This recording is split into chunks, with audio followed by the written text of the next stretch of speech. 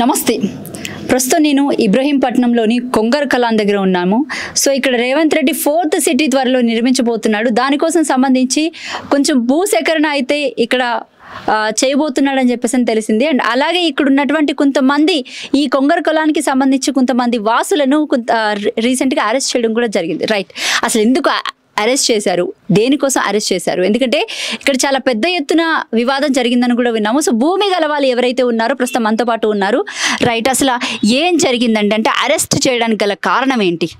మేము survey ఎన్నిలే survey ఎన్నిలే మా permission తీసుకుని చేయని చెప్పినండే మేము. వాళ్ళు అరెస్ట్ చేసినుండే. మేము సర్వే ఎన్నిలే ఆపినాము. ఇంకా ఎస్ఐ వాళ్ళ ఫోర్స్ తోటి వచ్చినుండే. ఆ బ్రదర్ని తీసుకెళ్ళిండే. నేను ఆఫీస్ నుంచి వచ్చినుండే. ఇక నన్ను తీసుకుపోతుంటే ఎవరు పర్మిషన్ అడిగి నేను ఆర్ఐ మేడంని అడిగినుండే. ఇప్పుడు సర్వే చేస్తున్నారంటే పలానా దీనికోసం చేస్తున్నాం అని చెప్పేసి చెప్తారు. ఏమైనా చెప్పారు? అది చెప్పలేదు. డైరెక్ట్ మేము లేనప్పుడు వస్తున్నారు. మేము 10 days నుంచి అక్కడ మేము క్యాంప్ వేసి నుండే. 10 days అక్కడ 10 days నుంచి ఉండే. ఆ 10 days వరకు రాలే. లెవెల్ 3 డేకి వచ్చిర్రు. వచ్చి ఫోర్స్ తోటి వచ్చినుండే. ఒక 100 members దాకా వచ్చిర్రు ఆ ఫోర్స్ టోటల్. ఇక బ్రదర్ని తీసుకొని వెళ్ళిండే. ఇక తర్వాత ఇక అంతే సర్వే చేసారు వాళ్ళు కంటిన్యూగా. ఎంత మందిని అరెస్ట్ చేశారు అసలు ఆ రోజు? బ్రదర్ని చేసారు ప్రస్తుతం ఒక్కరిని. తర్వాత ఎవరెవరు వచ్చినా వాళ్ళందరినీ పట్టుకుని ఉండే.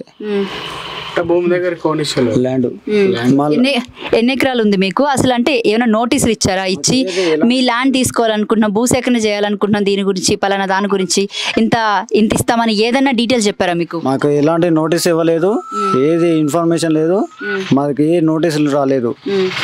ఇంకోటి మాకు భూమి వస్తున్నాను కూడా ఇన్ఫర్మేషన్ లేదు. ఆ మేడం వచ్చింది, డైరెక్ట్ తీసుకుంటుంది, వెళ్ళిపోతుంది. ఆ ఫోర్స్ తోటి వస్తున్నారు, మమ్మల్ని కొడుతున్నారు, తీసుకుపోయి స్టేషన్లో కూర్చోబెడుతున్నారు. అది జరగడం. ఎన్ని రోజులు అయింది అరెస్ట్ చేసి? అది మొన్న రీసెంట్గా 3 days అవుతుంది. వచ్చాడు. ఓకే, ఇప్పుడు మీ భూమికి ధర అంటే వాల్యూ కట్టి ఇంత ఇస్తామని చెప్తారు కదా, ఏమో చెప్పారు? పోనలాగా చెప్పలేదు. ఎన్ని ఎకరాలు ఉంది మొత్తం? ఉంటుంది 18 దాకా ఉంటుంది మొత్తం టోటల్. 20 ఉంటుంది. ఆ 20లో ఇంకా చాలా కొంతమంది అమ్ముకున్నారు, కొంతమంది ఉన్నది. మాది అంటే ఒక 4 acres పోతుంది. 4 ఎకరాలు. ఎంత పలుకుతుంది ఇక్కడ? 10 crores. 10 crores పలుకుతుంది. అంటే ఎంత ఇస్తామన్నారు? అంటే ఏం చెప్పలేదు. వస్తున్నారు, డైరెక్ట్ చేసుకుంటున్నారు, వెళ్ళిపోతున్నారు. అంతే. Okay, right. మీ పేరేంటండి? వెంకటేష్. ఏంటి అసలు, అంటే ఏం జరిగింది? ఏందండి ఇదా? అసలు ఇది ఎవరికి ఇట్లా ఇన్ఫర్మేషన్ అంటే అంత ముందుకే జరుగుతానికి వచ్చింది. ఇన్ఫర్మేషన్ ఏం లేదు. ఇంత అందే ఒక రోజు ముందే వచ్చిర్రు. అందరు ఆబ్జెక్షన్, అదే ప్రజాదరబాద్ ఉంటుంది కదా, ఆ రోజు నాడు వస్తే అందరు వచ్చి రీసెంట్ గా ఎలగొట్టిరు, వెళ్ళిపోయారు. వాళ్ళు అంటే పోలీస్ క్వార్టర్స్ తో రాలే వాళ్ళే అంటే ఎంఆర్ఓ ఆర్ఐ వాళ్ళందరూ వచ్చిర్రు. వాళ్ళు వచ్చినాక సప్పుడు కాకుండా వీళ్ళందరూ పోతాక వెళ్ళిపోయారు. మళ్ళీ తర్వాత పోలీస్ క్వార్టర్స్ లతోని మిలిటరీ పోలీసు వాళ్ళు అందరు వచ్చి వాళ్ళు ఎవరు భూమి వాళ్ళు వస్తే వాళ్ళని పట్టుకుంటారు, వాళ్ళు సర్వే చేసుకుంటారు. దేనికోసం సర్వే చేస్తారని చెప్పారు? రోడ్ అని చెప్పారు మేడం.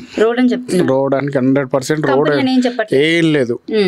ఈడికని మీరు కనిపెట్టే వరకు ఖచ్చితంగా రోడే 300 feet అని చెప్తున్నాను. అంతకు మించి వేరేది ఏ కంపెనీ కానీ ఏం అనలే మాతో. అంటే మీదెంత ఉంది భూమి? మాది 4 ఎకరాలు ఉంది. 4 ఎకరాలు. ఎకరం ఎంత పలుకుతుంది ఈడ? మా ఏరియాలో అయితే ఇప్పుడు 12 దాకా ఉంది మేడం. ఇప్పుడు రోడ్ అదే కదా, 12 దాకా అంటారు మేడం. ఓకే, మరి రేవంత్ రెడ్డి పాలన అంటే ఎలా అనిపిస్తుంది? అసలు ఎందుకు ఎక్కిండు, ఎందుకు గుంజుకుంటుండో అర్థమవుతలేదు మేడం. అసలు కరెక్ట్ గా సరే తీసుకున్నాడు, గెలిచిండు, దానికి ప్రభుత్వం కేటాయించుకుండు కదా, కనీసం దానికైనా ఉన్న రోడ్డునైనా కనీసం 50 feet 20 feet పెంచితే దానికో ఫలితం ఉంటుంది. లేని దాన్ని పట్టుకొని కొత్త రోడ్లు తీసిరు మేడం. ఉన్న భూములన్నీ నష్టపోవడం. అది పరిస్థితి.